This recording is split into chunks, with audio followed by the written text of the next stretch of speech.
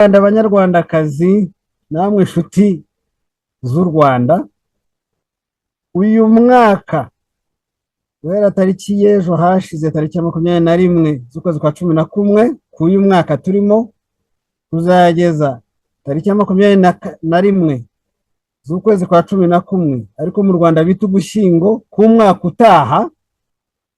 Joseph Matata uba mu buhungiro akunda kugaragara kenshi anenga ubutegetsi bw'u Rwanda.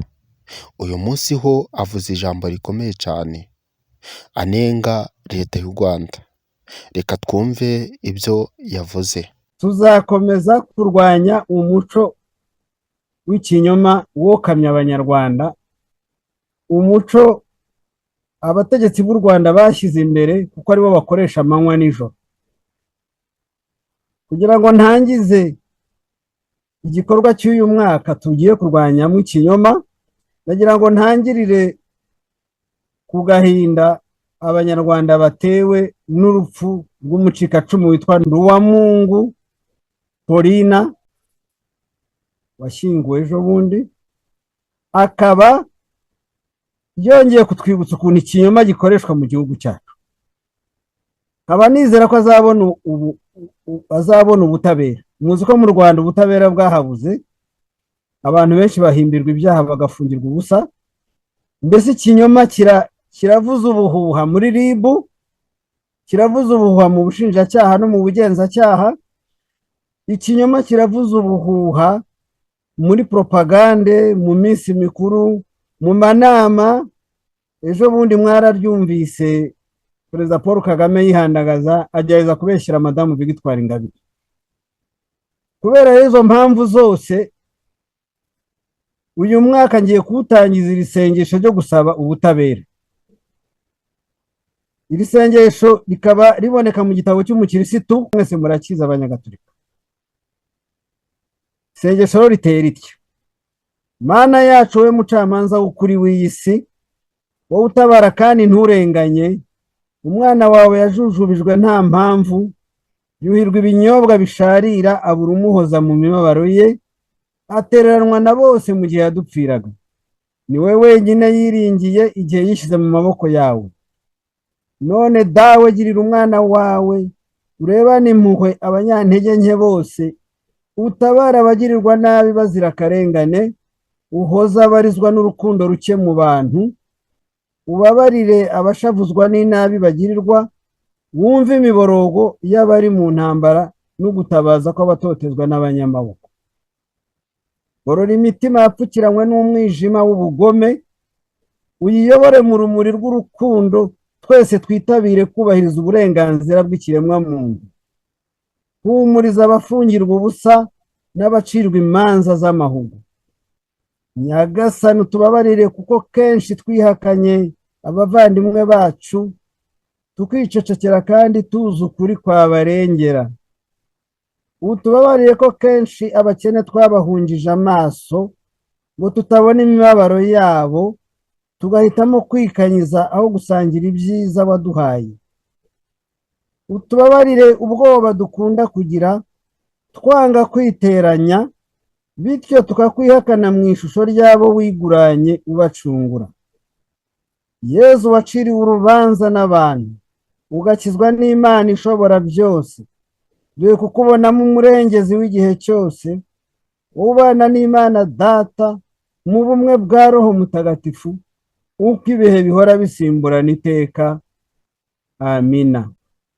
Ntushobora kudutandukanya n'Imana. Ari nacyo gituma abategetsi bo muri iki gihe mu Rwanda bagerageza kuyirukana bashyizeho umwete. Muzi ko bafunze amasengero bitwaje ikinyoma gikomeye ngo amasengero ngo abantu ngo bashobora kugwamo.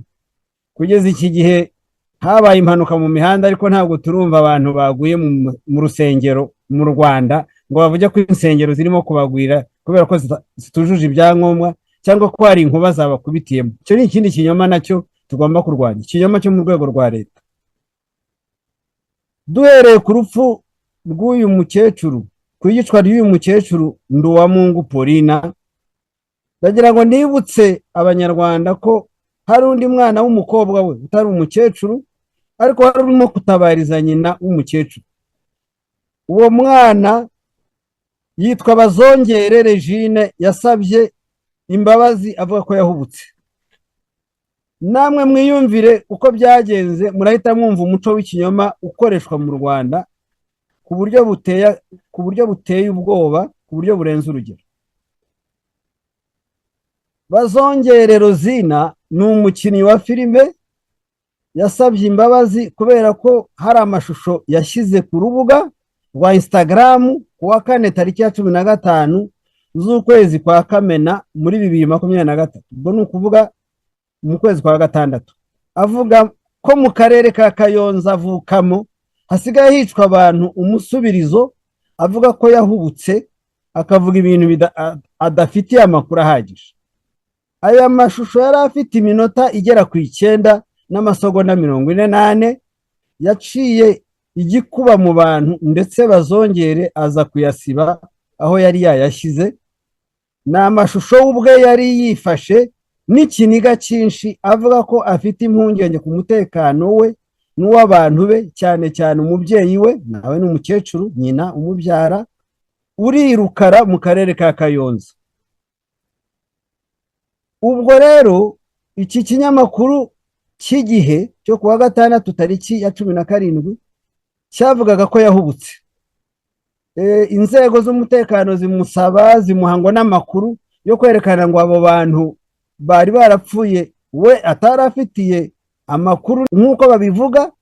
Bivuga yuko ngo yahubutse akavuga ibintu, ariko abantu yavuze barapfuye nta wabazuye, kuko nyuma n'inzego z'umutekano zagiye zisobanura uko bagiye bicwa. Ariko murabizi ko mu Rwanda amaperereza yose ntacyo agezaho umuntu, usanga kenshi ahubwo amaperereza akamaro kayo ari ako gusinziriza Abanyarwanda. Kugira ngo rero turwanye ikinyoma muri iyi minsi yose y'umwaka wose tugiye kumara turwanya umuco w'ikinyoma, tuzajya tugenda twifashisha inkuru nk'izi ngizi za Bazongere Rozina watabarije nyina nawe bagiye kumwica, bamukomangiye bananirwa gukingura umuryango, ariko aratabaza. Inzego z'umutekano ziramubwira ngo naceceke ngo avuge ko yahubutse. None umukecuru Nduwamungu Paulina, nabonye hari video ivuga yuko ngo bari baramubwiye ko bazamwica. None se niba baramubwiye ko bazamwica, ntiyabibwiye inzego z'umutekano? Kuki noneho bageze igihe bamwica? Noneho bakatubwira ko yishwe n'umwana w'imyaka 19. Iki ni ikinyoma kimwe mu byo u Rwanda rukoresha, mu byo abategetsi bo mu Rwanda bakoresha. Nasabaga rero ko muri uyu mwaka turwanya mwene ibinyoma nk'ibi ngibi. Mwumvise ukuntu Perezida Paul Kagame yibasiye umutegarugori nanone Madamu Victoire Ingabire Umuhoza, umunyapolitiki uzwi, utavuga rumwe na leta, ariko utarwanya leta, kuko arwanya imikorere mibi ya leta, ntarwanya leta. Mwese murabizi ntarwanya u Rwanda, ariko mwumvise ikinyoma bamubeshye. Muri uyu mwaka rero nawo tuzarwanya ibinyoma nk'ibi bigamije gufata umuntu ukamusiga ibyondo, ukamusiga ibyaha adafite, ukabicura, ugashaka n'abaza kubimushinja, ugashyira n'ibinyamakuru byose bikagereza kumwibasira, ari cyo bise isebanyabuhanga. Iri jambo isebanyabuhanga turikesha Profeseri Aimable Karasira Uzaramba, nawe ufunzwe arengana kubera ko yatinyutse kuvuga ko ababyeyi be bombi, nyina na se na mushiki we, bishwe n'inkotanyi kandi bari barokotse ubwicanyi bw'interahamwe muri 1994. N'ubundi inkotanyi ziza kubica muri uwo mwaka. Ni ukuvuga ko abategetsi b'u Rwanda bakora ibishoboka byose bagacuruza ubwicanyi bwabaye mu Rwanda, bakabucuruza mu nyungu zabo. Ariko Abanyarwandakazi nabahagurukiza ko duhaguruka tukarwanya umuco w'ikinyoma.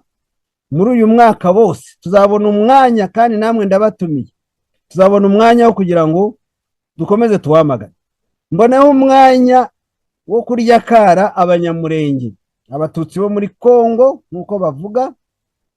Abatutsi bo muri Kongo nabo barageraniwe, nabo barimo kubagonganisha nk'uko mu Rwanda naho bakomeje kugonganisha Abahutu n'Abatutsi baho. Ibi byose ni ibintu by'ikinyoma. Ikinyoma bagikoresheje hose, no mu rupfu rwa Habyarimana naho bazanye ikinyoma bavuga ngo yishwe nande ntibamuzi, yishwe n'abahutu, amasasu yaturutse aha n'aha.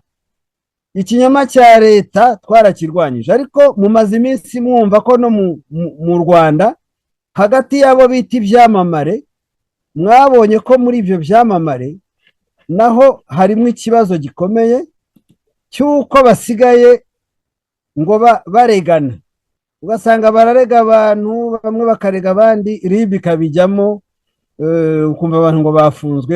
Mu Rwanda hari amayeri yo gupanga ibyaha, yo guhimba ibyaha bakoresheje wa muco w'ikinyoma, ariko umuntu wa mbere ubeshya abantu, ubeshya igihugu cyose, akaba yarabitoje abanyarwanda, umuntu wa mbere w'umubeshyi ukomeye ni Perezida Paul Kagame, kuko buri munsi uko ashoboye kose arabeshya. Iyo ashaka kwibasira umuntu aramubeshyera, niba utukana ku mugaragaro, nyamara we ntawe uramubwira ko yahubutse. Ndangije rero mbasaba yuko nk'uko nasabye ubutabera butari bwa bundi bw'itekinika, ndangije mbasaba ko mwese banyarwanda banyarwandakazi twarwanye umuco mubi w'ikinyoma, cyane cyane umuco w'isebanyabuhanga. Gufata umuntu ugashaka itekinika, ugakoresha itekinika nk'uko abanyarwanda ngo bazanye ijambo rishyashya ryo gutekinika, ugahimbira umuntu ikinyoma, ukamwegeka hariya ukamurangiza.